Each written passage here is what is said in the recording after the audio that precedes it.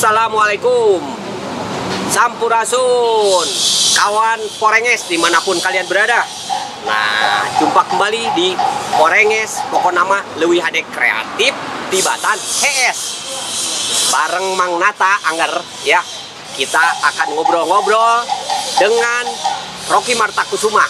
Nah, beliau itu profesornya kopi ya. Tritang tuh kopi. Yuk, kita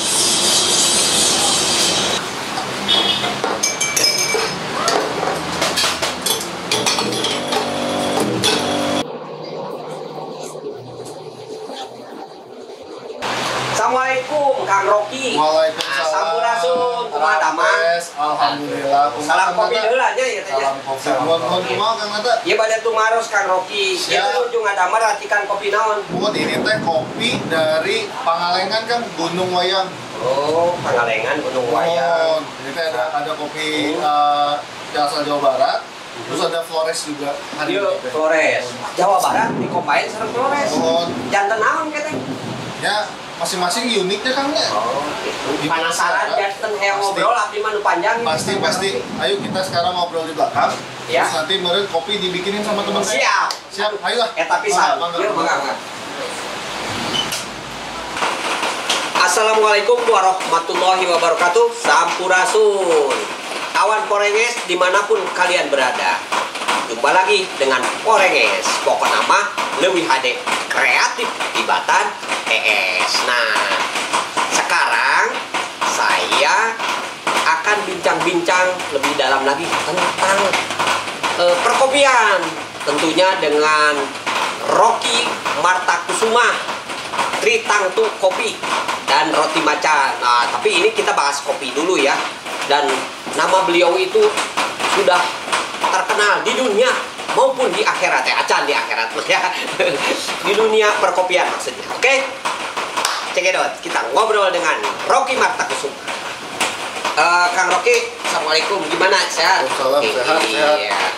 Kang Rocky ini saya ini penasaran dengan racikan kopi Kang Rocky. Ini terjun di dunia kopi udah seberapa lama nih? Sebelum dijawab, coba silahkan minum. Tes dulu ya. Kita tes. Biar tambah Porenges nih. Cheers dulu lah. Kopi dulu, kopi. Mantap, mantap pokoknya. Gimana? Waduh, rawas pisan kawan. Jadi kawan Porenges harus coba kopi Tritang tuh Kang Rocky. Ini kopi apa nih? Ini kopi yang ini Gunung Puntang Kang, Jawa Barat. Oh, Gunung Puntang Jawa Barat ya. Ini nggak ada blend-blendnya, ini murni ya? Iya murni. Apa kalau di kopi kita biasa bilang single origin kan? Oh, single origin. Jadi satu kopi dari satu wilayah, satu kebun gitu. Jadi tadi, iya benar. Jadi tadi pertanyaan Kang Nata di awal tuh terjawab sama kopinya sendiri. Gimana racikan, enak atau enggaknya kan? Wah, enak. Gimana kopinya? Jadi maksudnya kopinya. Jadi gimana kopinya, racikannya itu ya? Oh, gitu. Nah, terus ini kenapa tertarik dengan perkopian nih Kang Rocky? Perkopian karena ada opportunity ya. Jadi ada kesempatan gitu. Terus saat itu juga saya baru mulai belajar untuk entrepreneur, untuk usaha apa sih usaha gitu. Kebetulan tertariknya sama dunia F&B, food and beverage. Oh. Dan ketika saat itu kita lihat peluang yang paling besar ada di kopi. Ada di kopi peluang yang paling besar tuh kawan. Jadi kenapa Kang Rocky tidak tertarik kopinya seperti maaf ya yang lain-lain? Kenapa? Seperti halnya kopi-kopi yang ada di sekarang lagi bertebaran di mana-mana, ini lebih beda gitu kan masanya. Kenapa? Kopi itu sebenarnya beda atau sama tuh tergantung apa perspektif kita ya. Tapi intinya kopi sama kayak beberapa objek lainnya tuh ada personal touch gitu. Jadi maksudnya pun misalnya ini kopi dari Gunung Puntang, misalnya ada teman saya juga punya kopi dari Gunung Puntang. Ketika dirasain tuh rasanya bisa jadi atau hampir pasti beda karena memang kopi itu kan prosesnya panjang dari hulu kan sampai ke hilir itu. Jadi setiap step itu misalnya dari pemetikan, terus proses pasca panen. Nah di situ saya sebagai roaster di sini dan brewers gitu ya, atau cafe atau roastery yang menyediakan kopi itu memilih mana sih petani yang cocok dengan kita gitu, yang kopinya mau kita ambil kayak gitu. Jadi cocok tuh akhirnya nggak cuma masalah rasa, tapi juga kecocokan antar personal kayak gitu. Jadi sebenarnya beda atau enggak sebenarnya, atau kenapa beda bisa seperti ini, karena sebenarnya let it flow aja. Kita jalan gitu ya, ketemu orang baru nih, Pak siapa petani misalnya dari Gunung Manglayang, saya ada kenal namanya Pak Yadi gitu ya, atau dari Gayo ada namanya Bang Hendra Maulizar. Itu orang-orang yang nggak pernah direncanakan untuk ketemu, terus ketemu nggak sengaja, main ke kebun, lihat pengolahan mereka, terus kita ambil kopinya dan kadang-kadang kopinya tuh kita nggak nge-setting kopinya mau rasa seperti apa, mau beda sama yang lain atau enggak gitu ya. Tapi dengan pendekatan kita tadi step by step itu akhirnya produk akhirnya tuh beda aja gitu, secara nggak sengaja sebenarnya ya, maksudnya itu pengalamannya luas. Jadi saya pertanyakan lagi nih, kenapa Kang Rocky itu sangat lebih tertarik memperdalam historisnya? Historis. Jadi sebenarnya apa ya? Kalau misalnya pendekatan sebenarnya kan modern ya. Sekarang tuh kopi itu, dunia kopi dibilangnya udah modern ya. Jadi sebenarnya kopi itu ada sekarang, kalau dari skala dunia, orang-orang di industri kopi bilang kita tuh ada di third wave. Jadi gelombang ketiga. Jadi gelombang pertama itu, first wave itu ketika kopi-kopi instan muncul. Kalau di Amerika tuh ada merek-merek seperti Folgers kayak gitu ya, atau Nescafe dan lain-lain, Nespresso kayak gitu ya. Ketika kopi instan muncul dan itu mendekatkan kopi kepada orang-orang di rumah gitu ya, lebih mudah menyeduh. Di situ muncul booming kopi yang pertama, first wave. Terus gelombang kedua atau second wave-nya itu adalah kemunculan beberapa gerai kopi yang eksklusif tapi tetap instan gitu. Misalnya kalau kita sebut merek, salah satunya lagi-lagi di Amerika nih mulai, misalnya Starbucks kayak gitu. Mereka yang memprakarsai gelombang kedua. Jadi kopi itu benar-benar dapat sisi eksklusifnya, artinya orang datang di serving gitu ya, kita nggak bikin di rumah gitu. Jadi freshnya masih ada. Iya. Baru yang sekarang muncul kopi gelombang ketiga. Jadi third wave kopi di industri kopi itu lebih ke ketika ini udah besar ya, second wave itu sudah besar menjadi industri yang besar, orang tuh seakan-akan pengen balik lagi, emangnya kopi ini yang gue minum dari mana sih gitu. Kopinya dari mana, terus siapa sosok yang mengolah kopinya, jadi lebih dekat antara konsumen ke produsen. Jadi ketika kita sekarang turun, tadi pertanyaan kenapa mempelajari historis, sebenarnya karena kita mesti tahu asal usul. Kata kuncinya tuh kalau di dunia bilangnya traceability sekarang. Seberapa jauh kopi ini bisa di-trace. Artinya dia direct trade nggak? Nah itu juga keyword kedua tuh. Jadi traceability, direct trade, fair trade, terus misalnya organically ground, itu tuh sebenarnya kata kunci yang sekarang lagi populer nih di generasi ketiga gitu. Jadi seolah-olah orang dengan adanya environmental consciousness gitu ya, apa kita makin berpikir lagi nih, lingkungan nih, apa environment udah rusak segala macam. Nah ternyata salah satunya di industri kopi juga orang pengen tahu nih kopi yang gua minum dia environmental friendly nggak gitu. Jadi sebenarnya mempelajari history nggak hanya sejarah secara sosial, tapi juga macam-macam ya, jadinya scientifically impactnya gimana, social impactnya gimana. Lebih kayak gitu sebenarnya. Itu luar biasa, panjang lebarnya itu luar biasa, dan ini sangat dalam sekali, tapi lebih dalam, lebih menarik tentang kopi ini. Tapi lebih baik kita minum dulu. Iya, karena biasa kalau tadi panas sekarang hangat udah beda. Tadi masih penasaran, tadi baru minum sekali ya. Nah kawan, Porenges tetap stay ya, nonton. Edun euy kopina. Jadi berapa lama mempelajari tentang histori kopi? Kopi sebenarnya mungkin baru sekitar, bukan mungkin, saya hitung dulu ya, misalnya 2015 baru mulai. Sekarang 2021 berarti kurang lebih jalan baru 6 tahun. baru 6 tahun itu sebenarnya orang bisa bilang udah lama atau baru gitu ya, karena kan relatif ya kalau waktu itu. Tapi di 6 tahun terakhir ini mempelajari kopi itu sebenarnya bukan sesuatu yang sulit gitu. Semua orang bisa, apalagi dengan keterbukaan informasi yang ada ya. Kita bisa tahu, atau misalnya kita pengen tahu selera orang di Eropa seperti apa, di Amerika seperti apa, kita udah bisa beli kopinya, nggak usah pergi ke sana gitu ya. Jadi sebenarnya mempelajari kopi sekarang sama seperti mempelajari hal-hal lain, mudah sebenarnya, mudah banget. Dan racikan ini sudah sampai kemana saja? Beberapa temen ya, sebenarnya kalau lokal itu sebenarnya macam-macam kan. Tapi kalau misalnya untuk teman-teman yang bawa keluar Indonesia gitu ya, kebanyakan masih dari circle kita sebenarnya. Karena memang kopi yang saya geluti ini secara market dia memang lebih niche ya. Jadi maksudnya masih untuk golongan orang tertentu atau tipikal orang yang punya selera tertentu gitu. Nggak semua orang, belum semua orang bisa menerima kopi ini, karena sebenarnya kopi ini kalau kita lihat dari segi penyajian itu, dari segi tradisinya ada gitu ya, tapi eksekusi secara modernnya juga kan ada. Jadi ketika jadi satu produk sebenarnya dari segi selera aja, beberapa orang kan sebenarnya masih bingung kenapa kopi dulu bilangnya harus pahit, sekarang malah jadi asam gitu.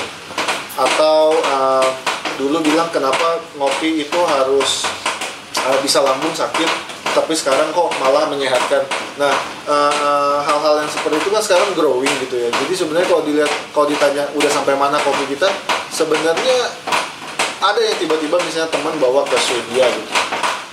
Tapi ya bukan artinya di Swedia terus kopi kita udah terkenal, nggak juga sih sebenarnya. Gitu sih. Ya, gini, kemarin saya ketemu nih, kawan Porengis, saya ketemu sahabat dari Iran. Dia ngopi. Nah, ketika kawan kami bawa kopinya ke Iran, ya pertanyaannya kenapa kopinya asam? Terbiasa dengan yang espresso ya, atau mereka minum double espresso gitu ya. Atau biasanya tingkat keasaman tuh biasa dilihat dari spesies. Jadi kopi itu secara spesies kita ambil, misalnya 2 spesies major di dunia tuh ada Arabica sama Robusta. Ya. Sebenarnya asam itu Robusta. Karena Arabica. Yang asam Arabica, yang less acidic itu yang Robusta. Selama berpuluh-puluh tahun kita sangat familiar dengan Robusta sebenarnya. Karena memang secara produktivitas di dunia lebih dari 90% kopi yang beredar itu memang Robusta. Standarnya yang itu ya. Standarnya, karena Robusta kan lebih ditanam di ketinggian yang lebih rendah. Jadi lebih mudah ditanam, apalagi di Indonesia yang biasanya Arabica itu kita mentok sama hutan lindung. Nah, jadi biasanya selama ini yang orang di dunia pun sebenarnya familiar dengan kopi Robusta atau di blend. Robusta ya, 50, Arabica 50 atau banyakan Robusta gitu. 60-40 ya, atau 70-30 seperti itu. Karena secara kuantiti dan dilihat dari kacamata komersil, seolah-olah Robusta itu lebih menjanjikan dan sustain. Robusta itu. Tapi ketika sekarang kopi Arabica mulai diulik dengan berbagai macam brand artisan gitu ya, diulik dengan gimana caranya nambahin edit value, jadi harga Arabica naik dan orang mau apresiasi, barulah sekarang familiar rasa-rasa asam kayak gitu. Nah, ini nih ada pertanyaan yang menarik sekali dari saya ini. Gini nih, oke, kan di Jawa Barat, terutama di Bandung, kan ada muncul istilah baru di dunia perkopian, kawan. Jadi ada V60, ada itu pun olahannya ada yang apa? Full wash, ada semi wash, ada natural, ada wine, dan melalui fermentasi yang lain atau dengan racikan-racikan dengan istilah yang lain. Apakah di belahan dunia sana di Eropa dikenal atau tidak? Mulai dikenal. Mulai. Sebenarnya kalau kita baca dari segi literatur, salah satu yang paling maju menurut saya justru di Amerika Tengah. Jadi seperti Kolombia, Brazil, mereka tuh kopinya komoditi, gitu ya, komoditi. Tapi mereka banyak melakukan eksperimen. Jadi kopi-kopi tadi yang proses macam-macam, fermentasi dengan ada yang ditambah yeast, dan berbagai macam teknik-teknik lain gitu ya. banyak muncul dari belahan sana. Indonesia pun nggak kalah inovasinya sebenarnya nggak kalah sebenarnya ya, walaupun mereka sekarang tahap eksperimen itu bukan bagaimana dia melepaskan ke pasar, tapi hanya untuk tahap lab dulu. Itu sebenarnya sama sih, jadi semua kayak, cuman sekarang jadi masalah jadi misalnya mereka melakukan fermentasi ada istilahnya anaerobik.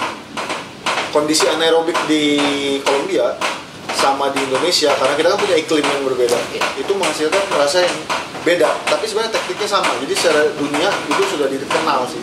Dikenal ya. Seperti bagaimana kita mengubah singkong jadi sampo gitu ya. Ya. Di kopi pun seperti itu. Cuman karena kopi itu masih industri baru sebenarnya yang di third wave ini, kopi singkong ketika difermentasi jadi produk baru sampo. Ya. Kalau kopi difermentasi sekarang masih bahasanya kopi juga, belum berubah gitu. Itu juga yang lucu sih sebenarnya. Nah, ini sedetail ini kawan Porenges, Kang Rocky itu menguasai luar biasa ya. Jadi yang saya penasaran lagi, kok kenapa Kang Rocky itu bikin yang susah-susah gitu?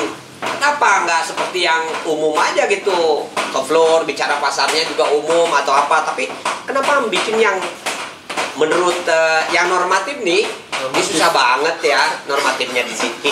Punten tapi ini kan nggak normatif masuknya sebetulnya. Tapi menurut saya ini sangat inspiratif dan lebih dari edukatif. Jadi perlu banyak menggali seperti teman-teman yang ada di kawan Porenges seperti Kang Rocky ini. Luar biasa. Jawabannya tuh seperti apa Kang Rocky? Kenapa bikin yang susah-susah? Kenapa yang nggak yang mudah seperti yang lain gitu? Susah itu jawabnya. Karena why not gitu? Kenapa enggak gitu loh? Jadi itu pertanyaan dijawab lagi terpaksa dengan pertanyaan gitu. Maksudnya kenapa bikin susah? Kenapa enggak gitu? Karena susah dan mudah tuh sebenarnya relatif tadi. Nah, ketika yang saya lakukan dilihat orang ini susah, sebenarnya yang saya lakukan step by step. Iya. Jadi kalau kita menyelam nih, kan nggak ujuk-ujuk saya menyelam di kedalaman 20 meter. Iya. Pelan-pelan nih. Tahun pertama nih menyelam 5 meter, menyelam lagi 5 meter. Sampai sekarang di satu area yang menurut orang sulit, sebenarnya menurut saya kalau memang kita dalami dia nggak sulit, itu satu. Terus kedua,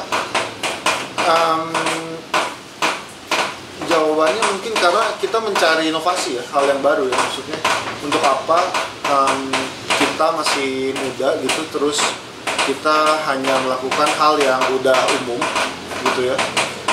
Sudah pasti yang lebih tua atau yang sudah pengalamannya lebih lama itu lebih dalam ilmunya kan. Sementara kita mau sebagai generasi baru mau nggak mau kita cari area-area yang masih belum explore ya. Ya, lebih kayak gitu, walaupun kita nggak tahu ini kita explore mau kemana. Kita tuh cuma kayak lihat hutan aja. Tapi ini ada hutan di dalam, masuk tadi. Tapi maksud dan tujuannya udah jelas dong, udah kelihatan dong. Menurut di kacamata pandang Kang Rocky sendiri tuh udah. Kadang-kadang nggak tahu juga. Nggak tahu juga. Maksudnya maksud dan tujuan tuh kadang-kadang baru ditemukan di akhir. Oh ternyata ini gitu. Tapi ya kalau saya baca itu kawan Porenges, Kang Rocky lebih tertarik pada ketika ada hal seperti ini, artinya environment ya. Bicaranya ke sana. Terus culture saya coba belajar karena saya nggak terlalu bagus di dan bicara local wisdomnya juga di sini sebagai pertahanan sebetulnya. Nah itu saya harusnya lebih banyak belajar sama Kang Natat.